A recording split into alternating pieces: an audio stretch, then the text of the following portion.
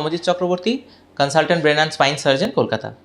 আজকে আমি আপনাদের সঙ্গে আলোচনা করব ফিজিওথেরাপির কতটা দরকার পড়ে, প্রয়োজন কতটা। আমাদের অনেক পেশেন্টরা জিজ্ঞেস করেন, অনেকে ফোন করে, অনেকে আমাদের কাছে এসে জিজ্ঞেস করেন যে ডাক্তারবাবু আমার স্পাইনের অপারেশন হয়েছে, এরপরেও কি ফিজিওথেরাপি করতে হবে?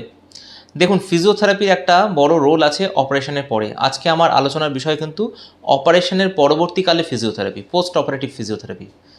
ফিজিওথেরাপি আমরা কেন করি সেটা জানতে হবে। ফিজিওথেরাপি আমরা করি যে আমাদের যে মাসেলস রয়েছে সেই মাসেলসের স্ট্রেংথ বাড়ানোর জন্য, আমাদের যে হাড়ের মাঝখানে লিগামেন্টস রয়েছে তার ফ্লেক্সিবিলিটি বাড়ানোর জন্য, এবং আমাদের হাড়ের যে ওয়েট বিয়ারিং ক্যাপাসিটি সেটা বাড়ানোর জন্য। এই তিনটে মূল কারণ ফিজিওথেরাপি করানোর।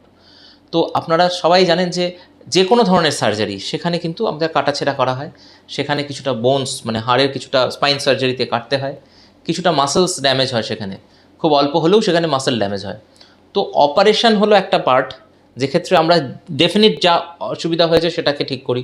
ধরুন কোনো পেশেন্টের ডিস্ক প্রোল্যাপস হলো, সেই ডিস্কটা আমরা বের করে দিলাম, কিন্তু সেই ডিস্কটা বের করতে গেলে আমাকে যে মাসেল ড্যামেজ হচ্ছে বা যেটুকু বোন কাটতে হচ্ছে সেইখান থেকে আবার আগের জায়গায় ফিরে যাওয়ার জন্য কিন্তু ফিজিওথেরাপি হচ্ছে কি, ফিজিওথেরাপি করতেই হবে।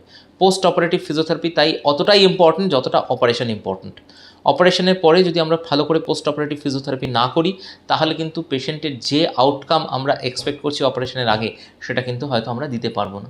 এবং অপারেশনের পরবর্তীকালে ফিজিওথেরাপিটি কিন্তু দরকার, যেমনভাবে আপনার ডাক্তারবাবু বলবেন ইমিডিয়েট আফটার দ্য সার্জারি।